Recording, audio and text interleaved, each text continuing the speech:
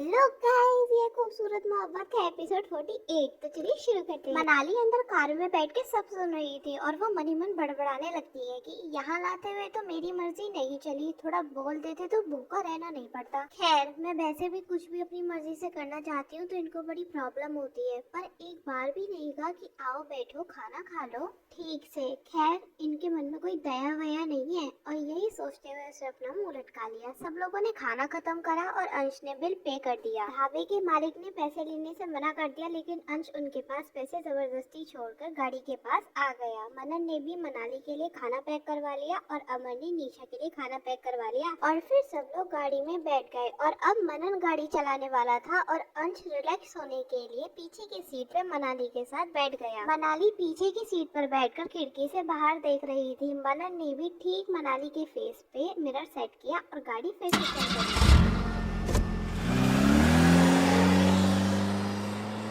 मनाली की नजर मनन पे पड़ी तो मनन मनाली को ही देख देख कर गाड़ी चला रहा था। ये देखकर मनाली ने दूसरी तरफ मुंह घुमा लिया। मनाली को पता था कि मनन की नजर उससे नहीं हटेगी, इसीलिए उसने अपने चेहरे पे दुपट्टा ओढ़ा और घूंघट बनाकर खिड़की के सहारे आंख बंद करके बैठ गई।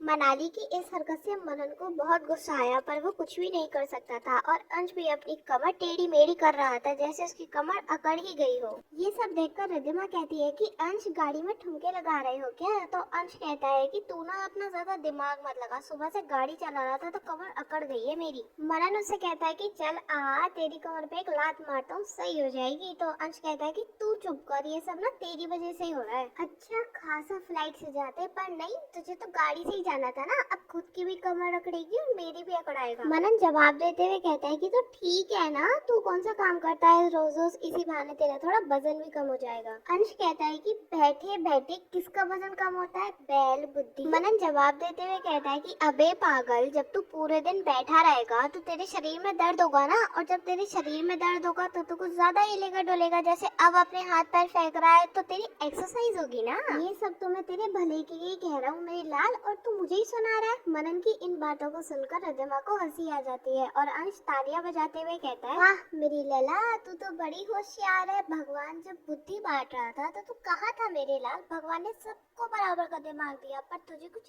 एक्स्ट्रा ही दे दिया, इसीलिए कुछ एक्स्ट्रा ही नॉलेज है तेरे पास। वजन कम करने के लिए पूरे दिन भर बैठे रहो और फिर जब बॉडी में दर्द उठे तो एक्सरसाइज करो। शायद अपने डोले शोले भी तूने ऐसे ही बनाए होंगे हैं। मनन मुंह बनाते हुए कहता है कि तू मेरा मजाक उड़ा रहा है। जवाब देते हुए कहता है कि अरे नहीं नहीं मेरे भाई, मेरे पास तो बस उड़ाने के लिए सिगरेट का धुआं ही है। आप जैसी महान आत्मा का मजाक मुझ जैसा तुच्छ आदमी कैसे उड़ा सकता है? आपके कॉमन सेंस का तो कोई जवाब ही नहीं। मनन कहता है कि अबे बस कर यार, ये ताने देना बंद कर दे, अब कैसी कैसी बातें कर रहा है। अंश मुंह बनाते हुए कहता है कि जब तुझे नहीं दिख रहा कि मैं कितनी तकलीफ में हूँ और तू मुझे यहाँ पे ज्ञान झाड़ रहा है। देख भाई, जिसको तकलीफ होती है ना उसी को समझ आता है कि वो कितनी तकलीफ में है, और तेरा दर्द भी मैं ही झेलता हूँ, समझा? बड़ा आया वजन कम करने वाला। ये सब को सुनकर रिद्धिमा कंफ्यूज होते हुए बोलती है, दर्द? कौन सा दर्द? और मनन भी अंश पर जलाते हुए बोलता है, अबे मैं कौन सा दर्द देता हूँ तुझे? अंश कहता है कि वही जो इतने सालों से देता आया है मुझे। रिद्धिमा ने कुछ गलत समझ लिया और वो मनन की तरफ देखती रहती है। तो मनन उसे ऐसा देखते हुए कहता है, क्या मेरी तरफ क्या देख रही है ऐसे? रिद्धिमा अपने मुंह पे हाथ रखते हुए कहती है, तेरे दर्द के बारे में सोच रही हूँ। मनन भी झुंझाते हुए कहता है, अबे कौन सा दर्द यार, मैंने इसे। इतना कहते ही कहते रुक जाता है और रिद्धिमा की तरफ देखने लगता है। मनन कहता है कि क्या पागल है क्या तू, ऐसे क्या सोच रही है? इतने सीधे साधे लड़के को ऐसा समझ रखा है क्या तुम लोगों ने? ये सुनकर रिद्धिमा जोर जोर से हंसने लगी। अंश को भी कुछ समझ नहीं आया और रिद्धिमा की हंसी देखकर मनाली भी हंसने लगी।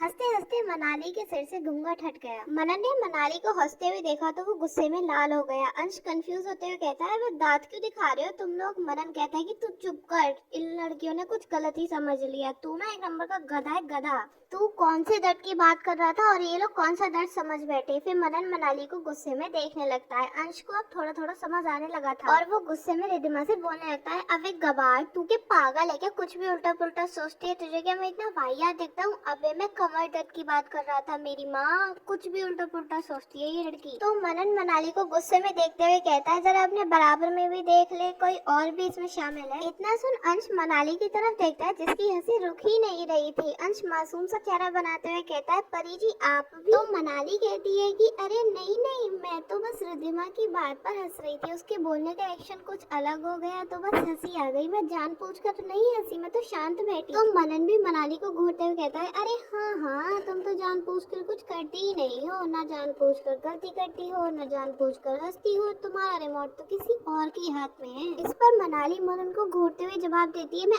आपसे बात नहीं कर रही हूँ, मैं अंश से बात कर रही हूँ, और मैं तो आपके ऊपर हंसी भी नहीं, तो आपको क्यों मेरी बात का इतना बुरा लग रहा है? मनन कहता है कि अरे नहीं परी जी, मुझे आपकी बातों का क्यों बुरा लगेगा, आप तो मेरे ऊपर हंसी भी नहीं, वो तो मेरा भूत हंस रहा था मेरे ऊपर, है ना? मनाली कहती है कि हाँ, तो इतना क्यों सुना रहे हैं आप? मनन कहता है कि मेरी इतनी मजाल की मैं तुम्हें कुछ सुनाऊं, तुम्हें कुछ सुनाऊंगा तो तुम्हारे पल्ले भी नहीं पड़ेगा, तुम्हारे आगे अपना सर भी फोड़ूंगा ना, फिर भी तुम्हें कोई फर्क नहीं, मेरे सुनाने से कौन सा तुम बदलने वाली हो? मनाली कहती है कि हाँ, तो मत कीजिए ना बात, किसने कहा आपसे बात करने को? मनन कहता है कि हाँ, तो मैं भी कौन सा तुमसे बात करने को मरे जा रहा हूँ, मुझे भी कोई शौक नहीं है तुम्हारे मुंह लगने का, वो तो तुम मुझ पर हंस रही थी ना, इसलिए मैंने जवाब दिया। मनाली कहती है कहा ना मैंने, मैं जानबूझकर नहीं हंसी, वो तो मनन बीच में रोकते हुए कहता है, हाँ हाँ, तुम जानबूझकर कुछ नहीं करती, सब अपने आप हो जाता है, यही कहना चाहती हो ना? तो गाइस अभी तक के लिए बस इतना ही, और इनकी क्यूट सी नोकझोंक के लिए बने रहिएगा कि आपको क्या लगता है, इनकी लड़ाई ऐसे ही चलने वाली है या कुछ और भी होने वाला है? वैसे एक इंटरेस्टिंग पार्ट अब शुरू होने वाला है।